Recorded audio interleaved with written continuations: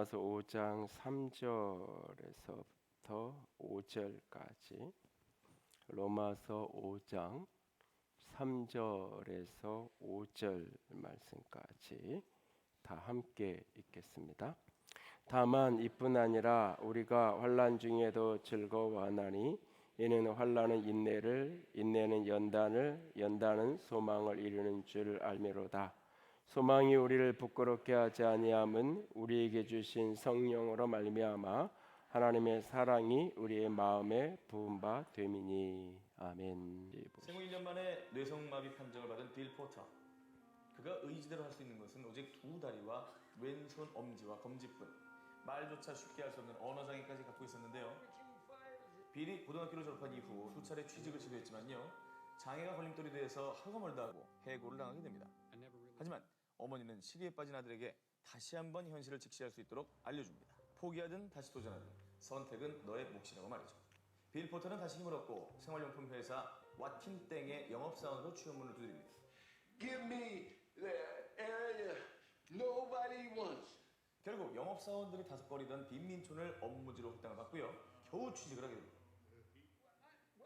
하지만 그의 신체장애와 어눌한 발음 탓에 얘기하기도 전에 문전박대를 당하거나 구걸하는 거짓 취급을 당하기도 합니다. I don't need charity. 또 그에게 늘 든든한 조력자였던 어머니는 아들에게 늘 손수 샌드위치를 싸줬는데요, 빌 포터는 이 샌드위치를 볼 때마다 큰 힘을 얻곤 했습니다. 그 이유는 샌드위치 앞면에는 인내, 뒷면에는 끝까지 인내하기라고 핵적으로 격려 메시지가 적혀 있었기 때문이죠.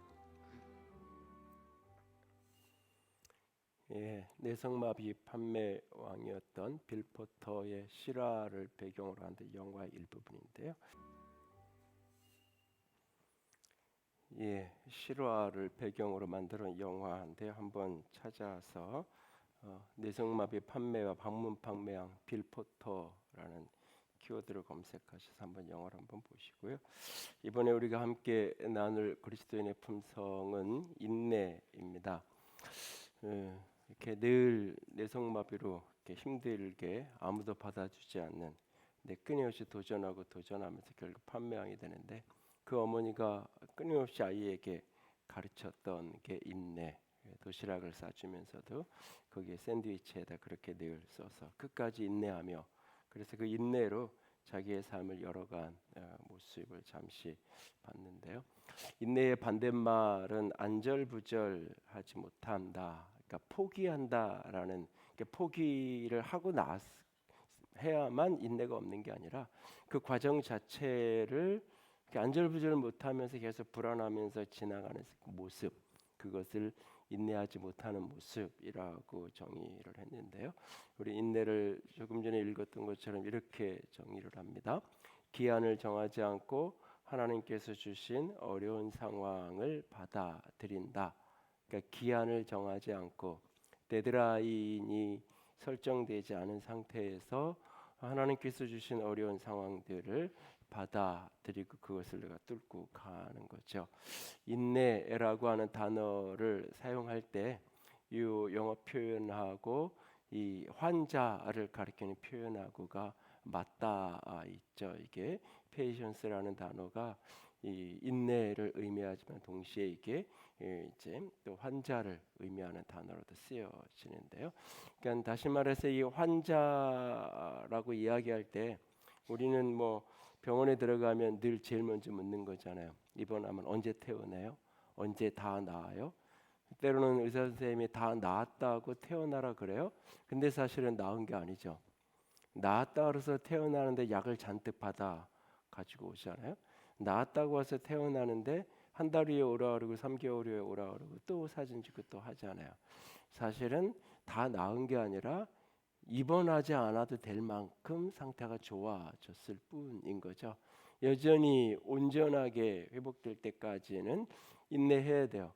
그래서 꾸준히 약을 먹어야 되고 꾸준히 식이요법을 해야 되고 꾸준히 때로는 운동도 해 가야 되는 과정들이 있어요.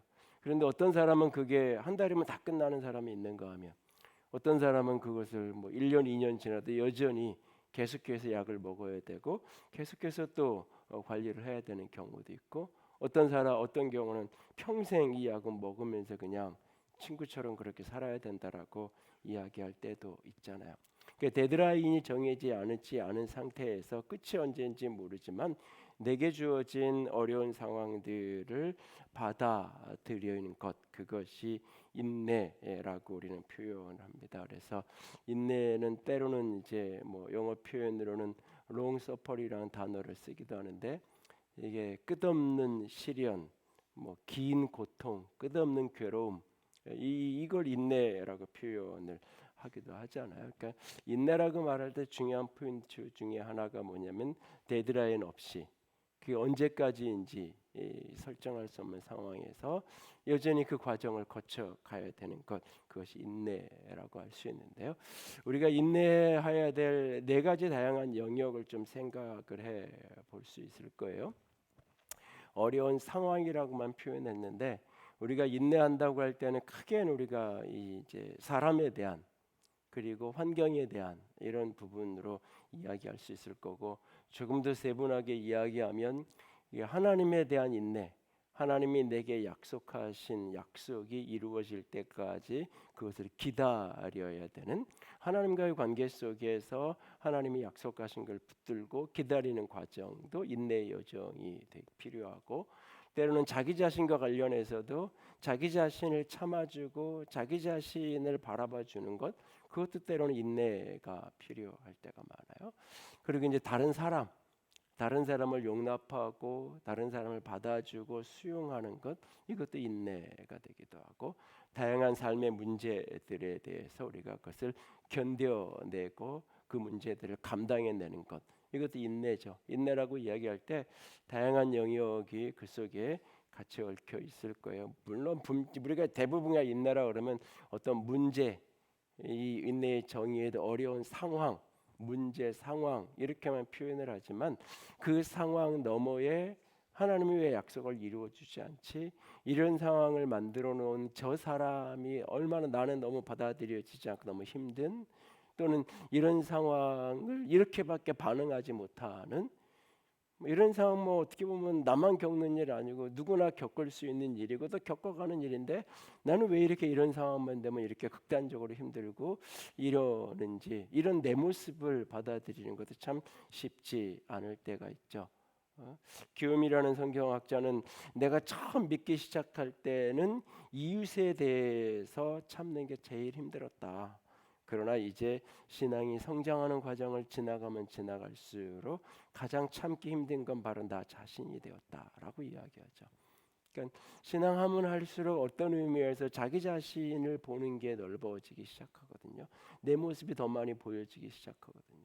그러니까 내 모습이 보여지기 시작하면서 사실 어느 시점부터는 저 사람이 이를 참지 못하는 내가 힘든 것을 넘어서서, 그러니까 저 사람 때문에 힘들고 어려운 걸 넘어서서 왜 나는 이런 사람을 이렇게 다룰지 못하는지, 이런 사람만 만나면 왜 나는 이렇게 힘들어하고 여전히 이런 문제 앞에서 실패하고 쓰러지는지, 자기 자신을 내 대해서 참는 게 어렵고 힘들 때가 있어요. 그래서 우리가 인내한다, 어려운 상황들을 받아들인다라고 할 때 하나님의 약속에 대해서 기다림의 여정을 떼어가고, 자기 자신에 대해서 참아주고 다른 사람에 대해서 우리가 받아주고 용납하고 수용할 수 있어야 되고, 내가 만나는 그 문제를 견디어가는 그 모습이 인내라고 할 수 있을 겁니다. 그리고 결국 그 인내의 여정을 통해서, 인내의 과정을 통해서 결국은 우리는 소망을 이루어 가게 되는 것입니다. 그래서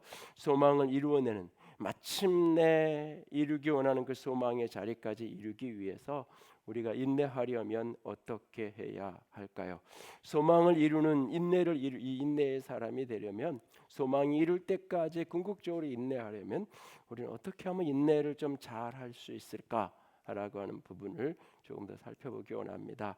첫 번째로는 인내를 좀 잘하고 인내하기 원한다면 어려움 중에도 즐거워할 수 있는 우리가 될 수 있기를 원합니다.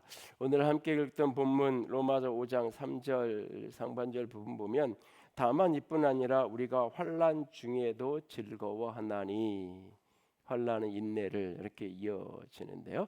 환난 중에도 즐거워하나니, 환난은 인내를, 인내는 연단을, 이렇게 쭉 말씀이 오늘 이어지고 있어요. 여러분, 그 어떤 문제를 만나거나 그게 어떤 사람이든지 이 상황을 내가 바꿀 수 있으면, 문제가 만나는 그 순간 내가 내 마음대로 바꿀 수 있으면, 바꿀 수 있는 힘과 있고 능력이 내 안에 있다면 인내할 필요가 없는 거죠. 내가 아이들 때문에 지금 힘들어요. 근데 이 아이를 내가 원하면 마음대로 바꿔놓을 수 있어요. 바꾸면 되잖아요. 내가 환경이 뭐 경제적인 게 너무 쪼들려서 힘들고 어려워요. 근데 내가 바꿀 능력이 있어요. 바꿔버리면 되잖아요. 근데 사실은 인내라는 것은 내가 바꿀 힘이 없는 거기 때문에 뭐 참고 말고가 없는 거예요. 그냥 그 시간은 지나갈 수밖에 없는 거예요.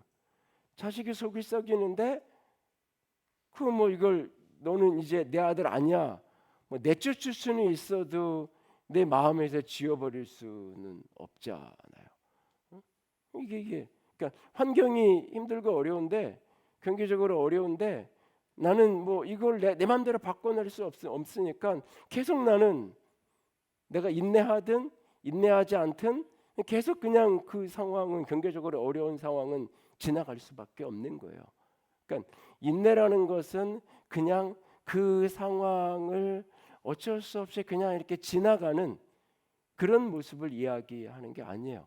그 상황 속에서 어떤 의미에서 적극적으로 내가 반응해가는 그런 어떤 모습들을 인내라고 표현할 수 있는데, 사실은 어떤 사람이 저 사람은 참을성이 많아, 저 사람은 인내를 잘해라고 말할 때 사실은 기준이 굉장히 모호해요. 여러분들이 자녀들이 이렇게 둘, 셋 이렇게 있으면 놓고 보면 그럴 때가 있잖아요. 큰 애는 좀 잘 참는데 작은 애는 잘 좀 못 참는 것 같아. 첫째는 참을성이 많은 것 같은데 둘째는 좀 참을성이 없어 라고 이렇게 이야기할 때, 여러분이 말한다고 말하면 그렇게 키운 게 아니잖아요. 첫째는 참을성 있게 키웠고 둘째는 그렇지 않게 키워서 그런 게 아니고 그냥 그런 아이인 거예요. 그런 성향인 거예요. 그런 성향인 아이에게, 둘째에게 계속 너 왜 이렇게 못 참니 못 참니?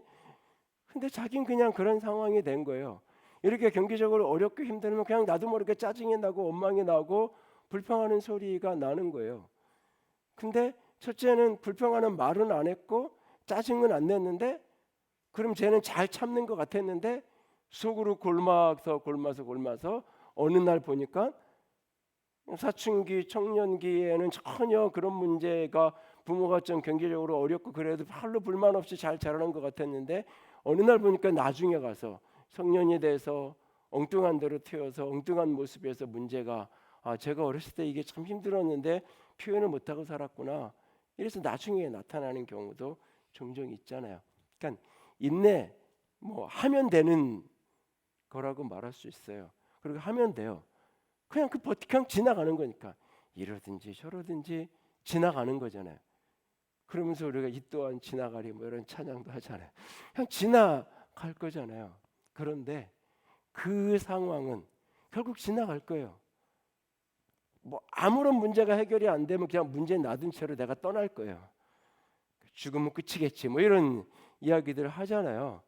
너무 힘들면 어르신들이 본심이 아니지만 내가 죽으면 끝인데 뭐 이런 이야기를 하잖아요. 인내하다 안 되면 놓고 그냥 떠나면 해결이 되는 건가?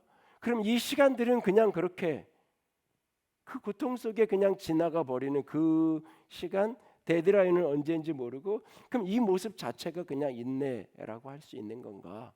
그 모습을 능동적이고 긍정적으로 그 고난의 상황, 어려운 상황을 인내하면서 그것이 선이 되고 궁극적으로 그것이 축복이 되어지고, 궁극적으로 그 인내의 여정이 내게를 향한 하나님의 소망, 내가 꿈꾸는 그 소망과 희망이 이루어지는 궁극적인 여정이 되려면 어떻게 그 과정을 흘러가야 되는가?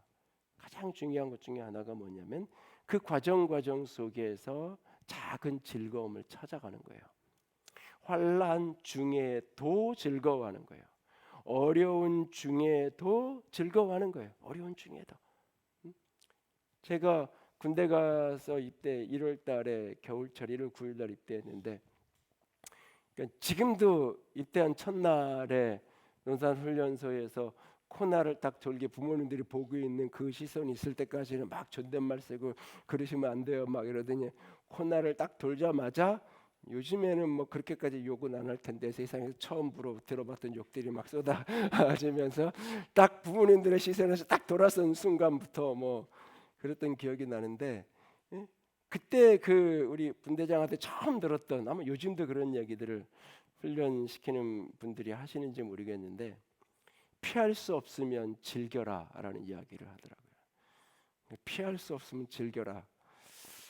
하여튼간 그 말이 그렇게 싫었는데 그때는 왜 피할 수 있는 길이 있을 것 같은 생각이 들어서 뭔가 피할 방법이 있을 것 같았는데 나만 여기 온 것 같은 생각이 자꾸 들어서 그 말이 그렇게 힘들었어요.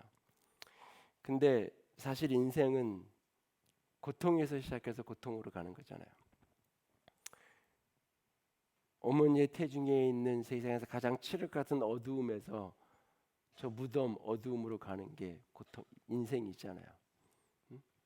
그 인생의 가장 좁은 골짜기, 가장 어두운 골짜기, 가장 외로운 골짜기, 엄마의 산도를 타고 내가 세상으로 나와야 되는 그 골짜기가 가장 좁고 가장 어렵고 가장 고통스러운 골짜기예요.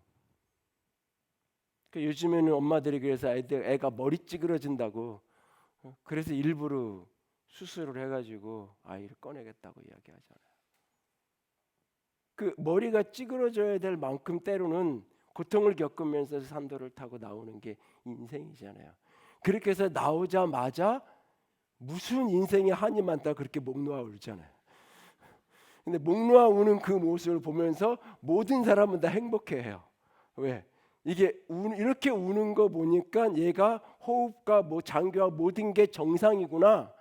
우는 그 모습을 보면서 우리는 애는 우는데 의사 선생님부터 엄마부터 모든 그 아이의 출산을 바라보고 있던 사람은 다 행복해요. 왜? 이게 정상이니까. 이게 그냥 인생이니까. 이게 인생이에요. 인생은 늘 고통의 시간이 없는 이 고비만 넘어가면 평생 그 고통의 시간이 없는 고비는 없잖아요. 그래서 어느 날 깨닫잖아요. 아, 죽어야 끝이구나. 이런 생각을 우리가 하게 되는 거잖아요. 그러니까 인생은 수많은 고통의 연속이에요. 그런데 수많은 기쁨의 연속이기도 해요. 수많은 그 고통인데 그 고통의 순간순간마다 눈을 열고 기뻐할 수 있는 것들, 작은 하나님이 우리에게 허락하신 축복의 손길들, 그것을 내가 바라보는 거죠. 사도행전에 보면 이런 구절이 있어요. 사도행전 28장 15절 말씀인데 같이 한번 읽습니다. 그곳의 형제들이 우리 소식을 듣고 안비오 광장과 트레이스 타베르네까지 맞으러 오니 바울이 그들을 보고 하나님께 감사하고 담대한 마음을 얻으니라. 이 바울이 이렇게 붙들려 가지고 모든 사람이 그렇게 다 예루살렘 가지 말라고 그랬는데 예루살렘 에베소 교회 장로들이 이렇게 목 놓아 울면서 제발 가지 말라고 그랬는데 나는 주 예수께 받은 사명, 내가 목숨을 다하는 데까지 나의 달려갈 길을 달려가겠다라고 아주 당당하고 멋있는 사명, 주 예수께 받은 사명을 나는 죽는 데까지 가겠다고 참 위대한 사명의 고백을 하고 갔잖아요. 그랬는데 막상 갔는데 진짜 붙들려 가지고 1년, 2년 그 감옥 생활이 호기롭게 내가 출발했지만 나는 죽는 데까지 가겠다고 했지만 그 극단적인 상황. 그래서 결국 안 되겠으니까 이러다간 진짜 죽겠다 싶으니까 자기가 로마 시민권자라는 거 밝히잖아요. 자기가 로마의 시민권자라는 거라도 밝혀서 그 죽음의 고비를 넘어간단 말이에요. 그런데 그 로마 시민권자라는 걸 밝히면 죽음의 고비가 넘어갈 줄 알았는데 로마 시민권자라는 것을 밝혔기 때문에 추록이 안 돼요. 모든 걸 조사해보니까 죄가 없어. 그러니까 풀어주고 싶은데 로마 시민권자여서 내 마음대로 못해. 이 로마 시민권자인 이 사람이 가이사에게 로마 황제에게 재판을 요구했으니까 쉬운 그냥 아직 말이 안 되는 이야기지만 지방법원에서 풀어주려고 그랬는데 판사가 풀어주려고 하는데 이 사람이 대법원에다 항소를 먼저 해버렸어. 이 법으로는 안 되는 이야기지만 그렇게 그러니까 밑에 하급심 판사는 죄가 없는데 풀어주려는데 안 되겠네. 저 위에 됐으니까 가서 거기서 다시 재판받아. 그래서 결국 로마로 가는 거예요. 로마로 가다가 그 배가 막 죽을 고비를 넘기고 난파선이 되고 뭐 그런 시간을 거쳐서 결국 로마에 도착을 하잖아요. 그 로마로 갔는데 그러면 바로 재판받아서 편해지느냐? 그게 아니에요. 가서 감옥살이. 물론 일반적인 감옥하고는 조금 그래도 나은 가택 연금 상태의 작은 셋집의 연금 대응의 상태로 유지되지만 이 기간이 단순하게 잡아서는 5년의 시간이 흘러간단 말이에요. 그런 어느 날 로마에 왔는데 몇몇 성도들이 바울의 소문을 듣고 와서 환대해 주는 거예요. 바울을 환영하는 거예요. 환영하면 좀 군대를 모아가지고 와가지고 딱 묶여 있는 사람 탈출시키든지 그게 아니라 죄수로 있는 사람 환대하는 거예요. 감옥에 있는 사람 영치금 조금 넣어준 거예요. 아니 지금 내 감옥이 너무 고통스러운데 이 영치금이 사식 하나 넣어준 게 무슨 의미가 있냐 싶을 수 있잖아요. 근데 그것 때문에 기뻐하는 거예요. 그것 때문에 감사하는 거예요. 그러면서 다시 이 감옥 생활을 살아갈 용기를 얻는 거죠. 오래된 영화 최근에 이제 다시 재개봉을 했던 인생은 아름다워라고 하는 영화가 있는데요. 굉장히 철학적인 이야기인 동시에 웃음을 가져다 주는 영화인데요. 이 이탈리아에 살던 이태계 이탈리아인이라는 이 귀도라는 주인공. 결국은 이제 이 유대인이라는 게 드러나고 수용소에 들어가야 되는 잡혀가야 될 그런 상황 속에 자기 아들에게 이 아버지가 이제 아버지 조슈아가 아들에게 이야기하죠. 이제 이 놀이를 하는 걸로 아빠가 너에게 생일 선물을 하나 줄게. 최고의 선물을. 그러면서 이제부터 아빠랑 같이 아주 마치 어떤 게 비밀의 세계를 들어가서 모든 게 게임인 마치 그 오징어 게임 영화 비슷하게 뭔가 새로운 이게 온통 그래서 네가 왜 여기 왔는지 사람들에게 이야기하면 안 되고 1000점 만점에 게임장에 들어가는 것처럼 아이에게 이야기해요. 그러니까 어린 아이가 아빠의 말을 그대로 믿어요. 그래가지고 거기 수용소에 나치 수용소에 들어가서 있으면서도 아빠가 계속 아이랑 숨어서 이제 게임도 하고 분명 그건 고통스러운 이야기인데 그것을 아이하고 장난치듯이 이야기하면서 그 시간을 보내요. 비현실적인 아주 비극적인 현실 속에서 아이는 스릴 만점의 서바이벌 게임을 하듯이 그 포로 수용소 시간을 즐겨가는 이야기. 1000점이 되면 탱크를 선물로 줄 거야. 영화의 마지막에 그래서 결국 탱크가 와요. 이렇게 가지고 얘가 탱크에 올라타고 이제 이런 이야기로 끝나는데 아버지는 수용소에서 총살이 돼서 죽죠. 이 사진 오른쪽 위에 있는 그 사진이 결국은 이제 이 해방되기 2차 대전이 끝나기 직전에 결국은 이제 수용소에 있는 사람들을 나치가 도망가면서 이제 다 죽이려고 이제 끌고 가는 거예요. 이렇게 숨어 있다가 아내를 찾다가 결국 발각돼요. 끌려가요. 아들이 침대 밑에 숨어서 아버지를 보고 있어요. 병정놀이 하듯이 아들하고 시선을 마주치면서 가는 거예요. 아버지는 지금 사형장으로 가고 있어요. 총살을 당하는. 그리고 그 길에 아버지는 총살이 되죠. 근데 그 길을 가면서 그 어린 아들에게 병정놀이 하듯이 끝까지 거기서 이겨서 참아서 1등을 해야 돼. 1등이 되가 1000점이 되면 형한테 탱크를 사. 그렇게 아버지는 죽고 영화의 마지막 속에서 아들은 이제 홀로 남겨지고 홀로 남겨진 그때 저쪽에 이제 연합군의 탱크가 오죠. 그리고 엄마랑 같이 그 탱크 위에 올라가서 앉아 있는 아빠가 말한 그대로 그 선물을 영화의 마지막 내레이션은 이것은 나의 이야기다. 아버지가 희생한 이야기이다. 이것은 아버지가 나에게 주신 귀한 선물이었다라고 성년 조슈아가 내레이션을 하면서 영화가 끝나는데요. 인생은 어찌 살아도 고통이에요. 여기 우리 청소년들이 있는데 미래가 밝다고 이야기해야 되는데 중고등학교 시절만 좀 힘들고 고등학교만 졸업하면 그냥 괜찮으니까 조금만 참아라 그래야 되는데 요 고비 넘으면 또 다른 고비가 있고 요 고비 넘으면 또 다른 고비가 있다고. 그래서 오늘 그곳에서 즐거워할 수 있는 것들을 찾아야 돼요. 내 눈에 보이는 작은 것들, 환난 중에도 어렵지만 사랑하는 사람들하고 커피 한 잔 먹을 수 있고,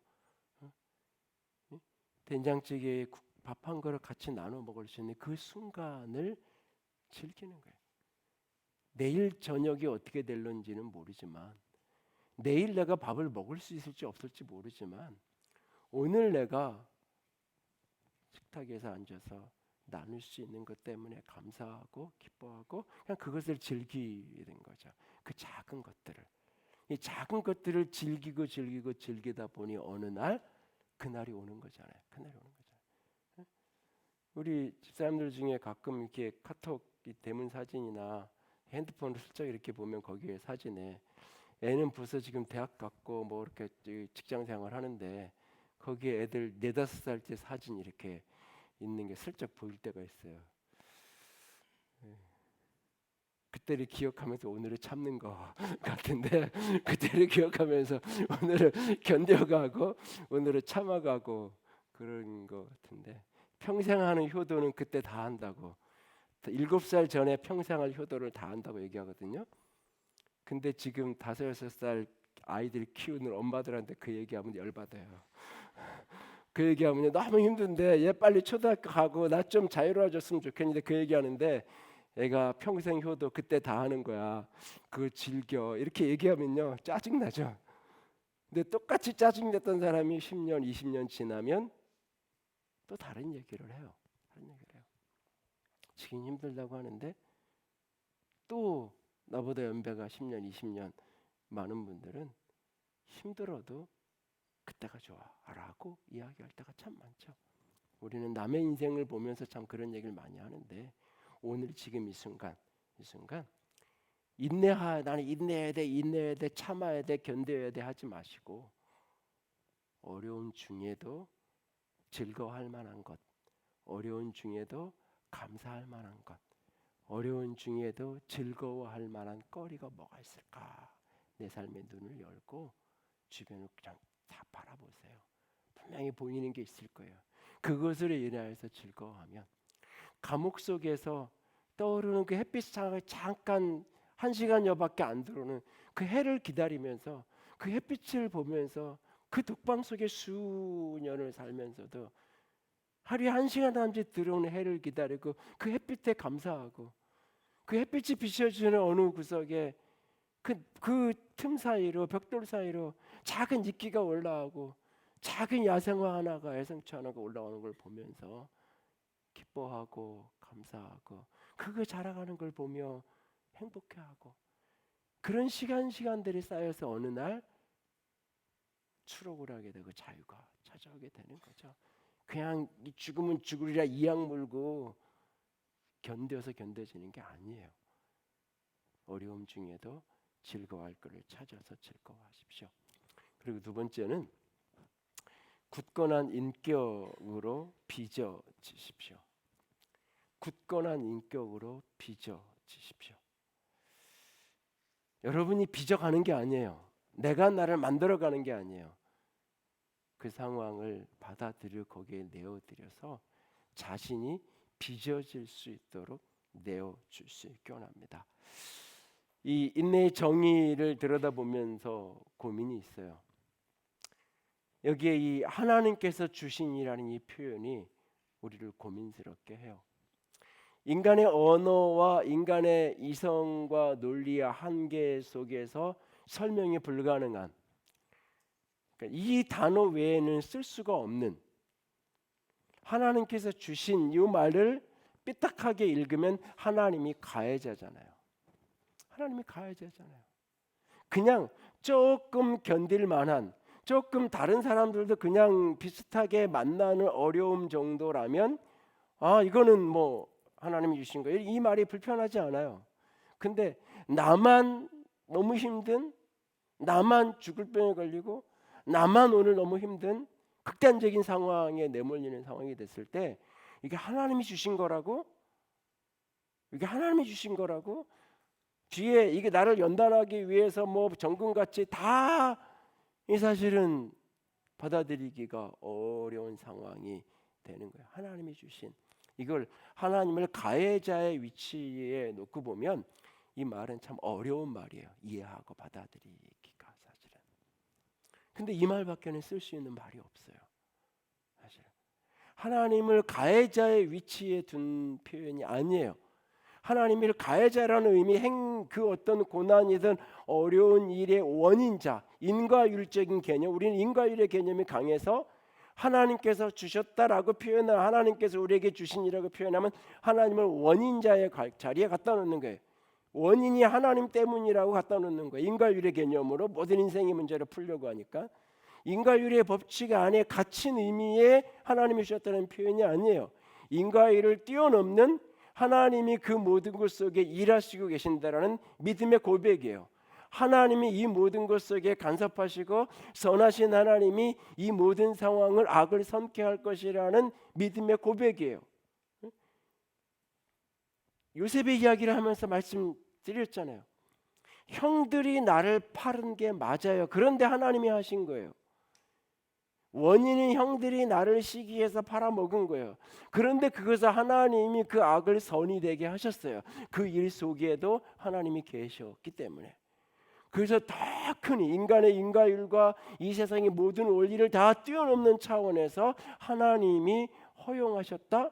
신학적인 표현으로는 하나님의 허용적 작정 뭐 이런 표현을 쓰는 거예요. 안 되는 단어를 조합해서 만들어서 그런 신학적인 개념을 설정을 하는 거예요. 인과율의 개념으로 갇히진 않아요. 그런데 그 속에 하나님은 일하세요. 이 고난 이런 일을 닥친 거에 하나님이 가해자가 아니에요. 그럼에도 불구하고 하나님이 이 일 속에 일하세요. 그런데 하나님은 선하신 분이에요. 그렇기 때문에 이 일이 어떤 형태로든지 반드시 나에게 복이 되게 할 거예요. 이 일을 통해서 분명히 내가 빚어지고 새로워지는 무엇인가가 있을 거예요. 환난은 환난을 당했는데 나는 이 어려움을 풀어낼 방법이 없어요. 나는 이 어려움을 내가 받아들이지 않는다고 받아들여지지 않을 수 없는 거예요. 하나님께서 내게 주신 난 안 받아들일 거예요. 난 이런 고난 필요 없어요. 나는 이런 정금같이 나오는 거 필요 없으니까 나는 그냥 불순물 뒤적힌 것도 괜찮으니까 나는 이런 고난 안 받을래요.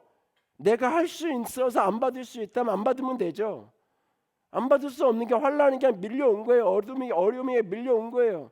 그리고 그 어려움 시간을 견뎌내는 그 어려움 속에서 작은 기쁨들을 찾아 보면서 지나가는 거예요. 지나가다 보니 어느 날 내가 그 속에서 배운 게 있어요. 내가 그 속에서 깨달아진 게 있어요. 내가 그 속에서 알아진 게 있어요. 세월호 사건으로 자녀들을 잃었던 여러 신앙인들이 자신의 지난 신앙의 삶을 철저하게 눈물로 회개해요. 무엇을 회개하냐면 내가 다른 사람의 고통에 대해서 너무 함부로 말했던 것들에 대해서. 그 고통은 여전히 가슴에 있어요. 그런데 그 시간을 지나면서 고통당한 다른 사람들을 바라보는 공감, 다른 사람들을 품어주는 능력 달라진 거죠. 평생 교회를 신방전사로 살았던 한 전사님이 자신이 장례를 당하고 비슷한 일을 당할 때 장례식에 가서 교인들을 위로한다고 했던 수많은 말들이 얼마나 고통스러운 아픔의 소리인지, 내가 했던 똑같은 이야기를 수많은 사람들이 내 아들 장례식에 와서 나한테 해주는데 그게 내가 했던 말을 나한테 하는 건데도 너무너무나 고통스러운 거예요. 고통스러운 거예요. 그 과정을 지나가면서 어느 날 알아지는 거죠. 그리고 그런 사람들 위로 돕고 그런 사람을 품는 사람으로 되어지는 거잖아요. 내가 이 사건을 통해서 내가 더 연단돼서 내가 더 뭐가 될까 의지를 가지고 스스로를 빚어간 게 아니에요. 그 시간을 지나가는 거예요. 그런데 한 가지 믿음이 있는 거예요. 이 속에 하나님의 손길이 있어. 그렇다면 하나님은 반드시 이 모든 걸 속에서 내게 선이 되게 하실 거야.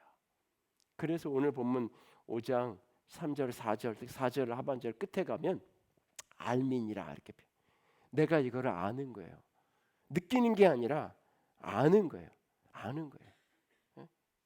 느끼면 안 느껴져요. 이 고난이 나를 연단시킨다는 게 안 느껴져요. 안 느껴져요. 많은 부모들이 이야기해요. 애가 군대 가서 달라졌다고. 군대가 조금 많아졌으면 좋겠고, 우리 큰애는 군대를 안 가는데 쟤도 군대를 좀 갔으면 좋겠고, 뭐 이런 얘기를 할 때가 있어요. 그때마다 제가 하는 얘기예요. 군대가 애를 변화시킨 게 아니라 애가 2살 나이를 더 먹은 거라고. 군대 가는 2년을 애가 저 객지 가서 혼자 가서 워킹홀리데이나 이런 걸로 가서 해외 나가서 그 자기가 벌어가면서 살면 걔가 훨씬 더 많이 배울 때도 있다고. 우리는 그냥 그렇게 쉽게 얘기하는데 그렇게 애가 참 많이 배운 것 같은데 당사자들은 이야기하잖아요. 지긋지긋하다고 이야기하거든요. 당사자들은. 그런데 그냥 지나가는데 내가 이걸 배워지는지도 모르는데 그 과정을 통해서 내가 배워지고 빚어지고 다듬어지는 거예요. 그걸 내가 아는 거예요. 그래서 베드로전서는 이렇게 우리에게 고백해요. 베드로전서 4장 12절 너희를 연단하려고 오는 불시험 내가 만난 어려움을 나를 연단하기에 오는 것이라고 받아들이는 거예요. 내가 그렇게. 야고보서 1장 3절과 4절은 이렇게 말해요. 같이 읽을까 이 본문은 이는 너희 믿음의 시련이 인내를 만들어내는 줄을 너희가 알미라. 인내를 온전히 이루라. 이는 너희로 온전하고 구비하여 조금 더 부족함이 없게 하려 함이라. 욥기서에서 욥은 이렇게 말하죠. 같이 읽습니다. 그러나 내가 가는 길을 그가 아시나니 그가 나를 단련하신 후에는 내가 순금같이 나으리이다. 그가 아는 거예요. 그가 아는 거예요. 바울은 그래도 이 과정을 통해서 내가 연단되고 단련되고 빚어질 거라는 걸 바울은 아는데 욥은 모르겠는 거예요. 모르겠는 거예요. 고난이 적당할 때는 알겠어요. 고난이 어려움이 적당히 어려울 때는 알겠어요. 아, 이런 걸 또 배우라고 이런 일을 주시는구나. 내가 잘 훈련하고 배워가고 내가 이렇게 깨달아가면 하나님이 이 고난도 끝내주시겠지. 그러면서 이렇게 가요. 알 것 같아. 아, 또 이런 걸 배우라고 이런 일을 허락하시는구나. 이런 사람도 나한테 겪어보고 감당해보라고 이런 일을 허락해 주시는구나. 알 것 같아요. 근데 너무 깊은 고난에 들어가면 헤아릴 수 없는 고난 속에 들어가면 모르겠어요. 도대체 이렇게까지 고통스럽게 해서 이런 자리까지 나를 떨어뜨리셔서 도대체 무엇을 배우게 하려는지 어떤 기대도 생겨지지 않는 순간을 만날 때가 있어요. 어쩌면 그 순간이 욥이 떨어진 그 자리가 아닐까 싶어요. 근데 아는 거예요. 나는 모르겠는데 그분은 아실 거야. 그 믿음을 놓치지 않는 거죠. 토기장이의 손 위에 놓여 있는 진흙처럼 토기장이의 손에 들려진 그 진흙이 그 손에서 빚어지고 으깨지면서 하나의 아름다운 그릇으로 빚어지고 만들어지는 것처럼 내 인생이 결국은 주님의 손에 있다는 것을 믿는 거예요. 내가 나를 빚어가는 게 아니에요. 내가 나를 이 고난 때문에 빚어갈 거야 이게 아니에요. 그건 내가 선택한 고난이죠. 선택한 고난.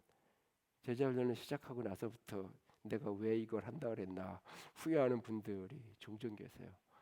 한 달 안에 그래서 그만두는 분들이 꽤 많아요. 어떻게 하든지 나는 그만두게 못하게 하려고 한 달 안에는 조금 슬슬 하려고 애를 쓰는데 이게 근데 선택한 거잖아요. 거기에는 기대가 있죠. 내가 이 과정을 통해서 어떤 걸 배웠으면 좋겠고 뭘 했지 기대가 있어. 내가 선택한 고난은. 근데 내가 선택하지 않은 고난, 불가항력적으로 어쩔 수 없이 내게 예고 없이 어느 날 찾아온 인생의 어려움들, 피할래야 피할 수 없는 그 상황 속에 나는 준비가 안 됐는데, 나는 이런 훈련을 받겠다고 이런 부분을 좀 날 다듬어 달라고 소원한 적이 없는데, 하나님은 아시고 하나님은 이 일 속에서 나를 빚어가실 거야 라는 것을 믿는 거죠.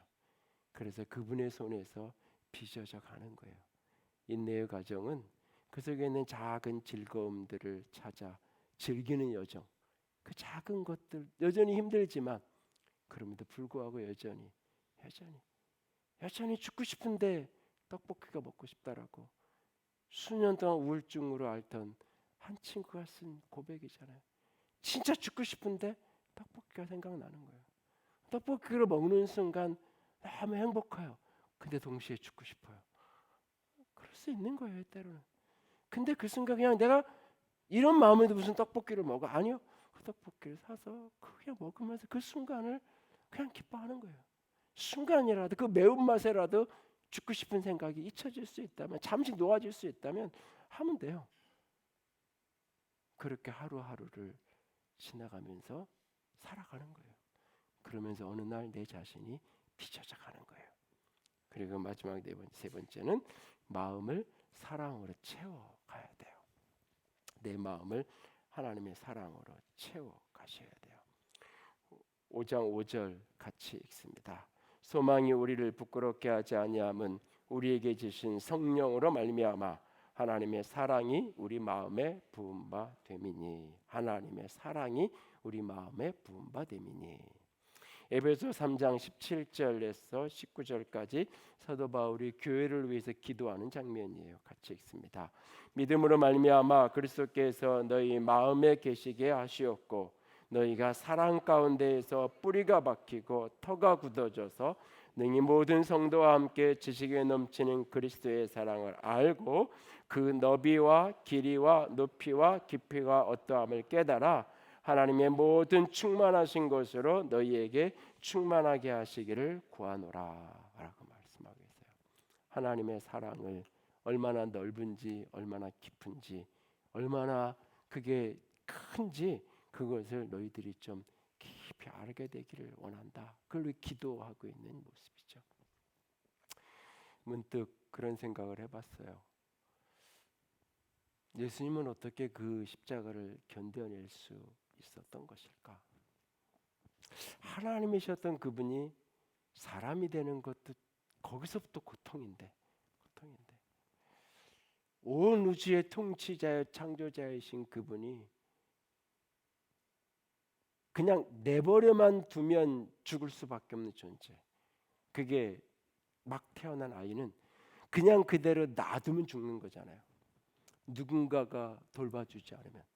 온 세상의 창조자인 그분이 사람이 되어서 가장 연약한 존재로 이 땅에 오신 그 고통을 어떻게 이겨낼 수 있었을까? 어떻게 예수님은 그 십자가에서 육체적인 고통을 넘어서서 그 온갖 수치심, 그 수치심의 저 끝자락에 자신을 그렇게 사랑했던 수많은 사람들이 등을 보이는 그 배신감, 버려짐, 그 외로움, 그 모든 시간을 어떻게 그는 견뎌갈 수 있었을까? 그 키 가운데 하나는 예수님이 당신의 사역을 처음 시작하셨던 그날, 요한에게 세례 바르시던 그날 하나님께 해주셨던 말 한마디. 이는 내 사랑하는 아들이요 내 기뻐하는 자라. 너는 내 사랑하는 자다.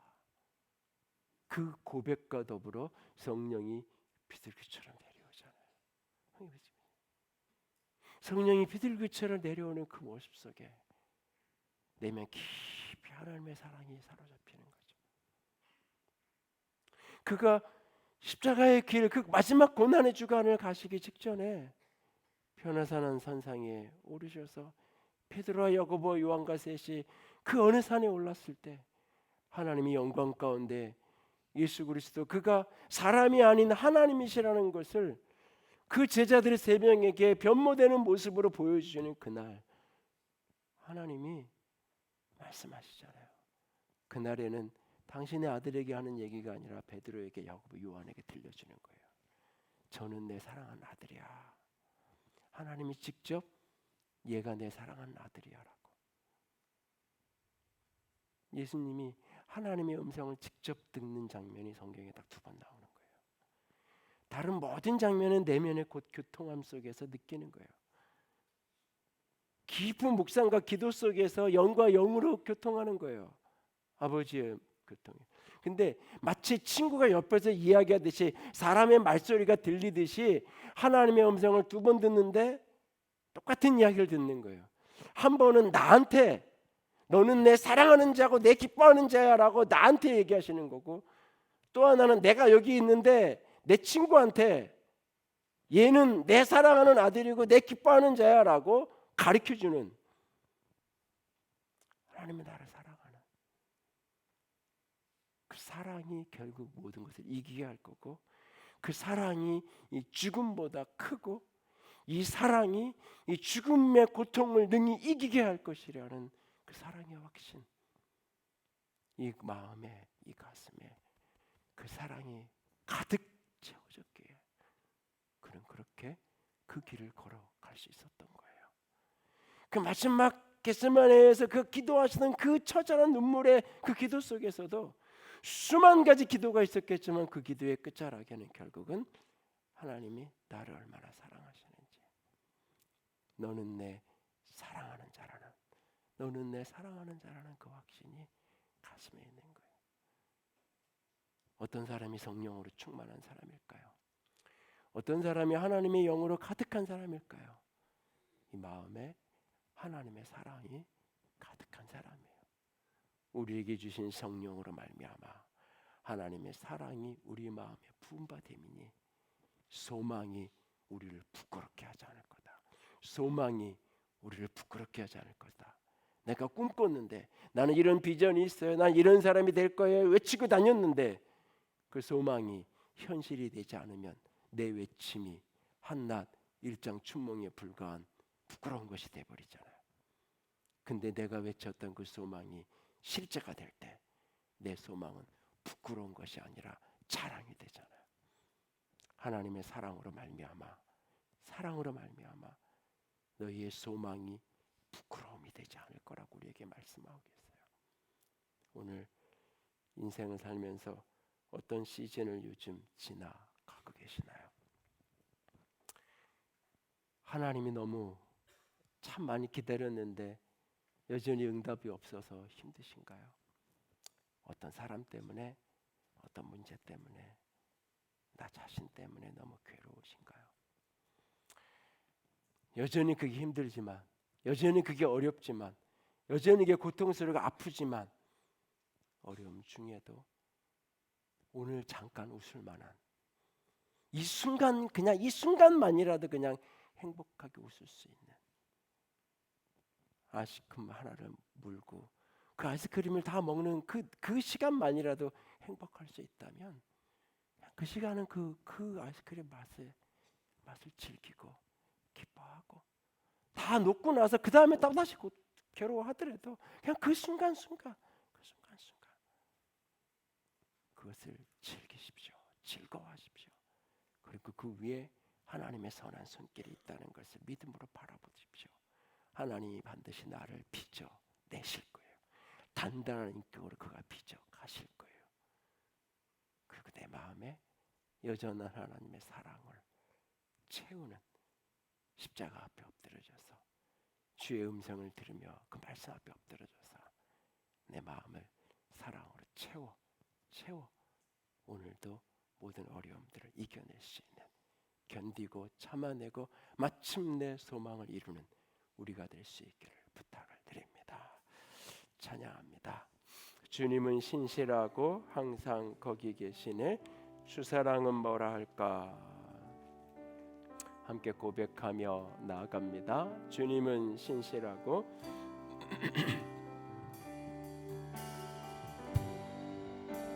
주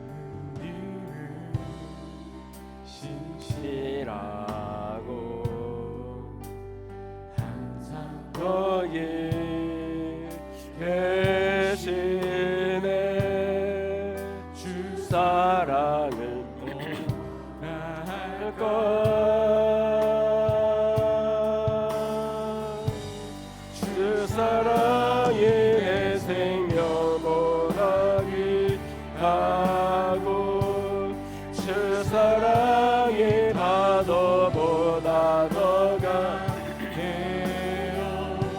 세월이 가고 꽃을 시들어도 주 사랑 영원해.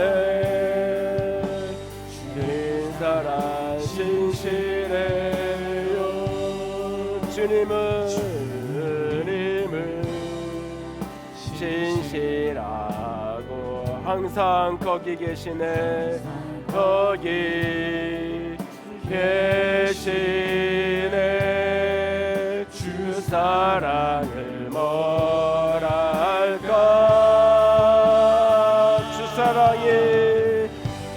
주 사랑이 내 생명보다 귀하고 인생의 어떤 풍파보다 더 강한 당신의 사랑을 믿습니다. 세월이 가고 꽃은 시들어도 주님 사랑 영원해. 주님 사랑 신실해요.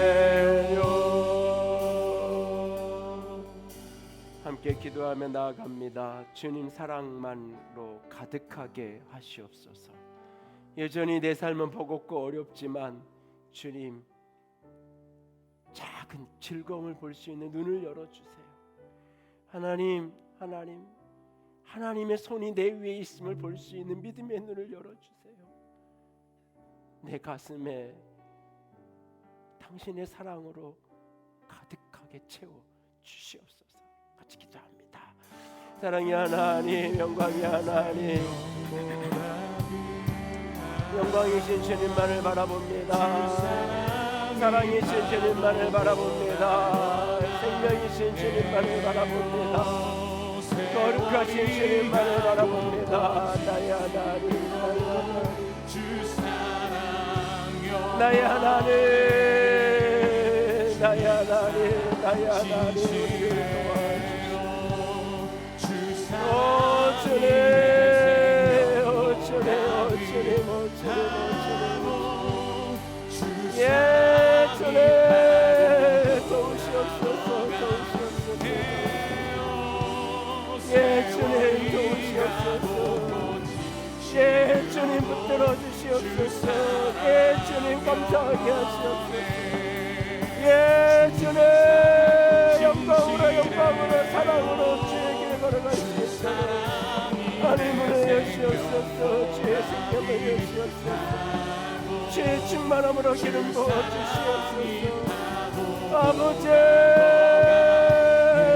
나의 하나님, 나의 하나님, 나의 하나님, 나의 하나님, 나의 하나님, 아버지의 사랑으로 아버지의 생명으로 가득 나를 붙들어 주시옵소서. 주님, 주님 당신의 사랑으로 나를 덮어 주시옵소서. 주 사랑이 파도보다 더 강해요.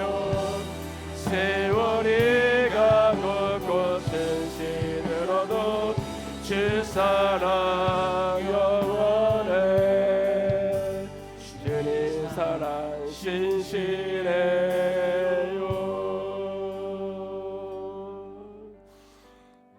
다시 자리에서 일어나셔서 내게 허락하신 시련을 통해 나의 믿음 더욱 자라가리 함께 고백하면서 드리신 헌금 올려드립니다. 내게 허락하신 시련을 통해 나의 믿음 더욱 강하게 자라가고 골짜기 일하는 동안 주께 더 가까이 나를 이끄시네. 내가 겪는 시련이 어렵고 힘겹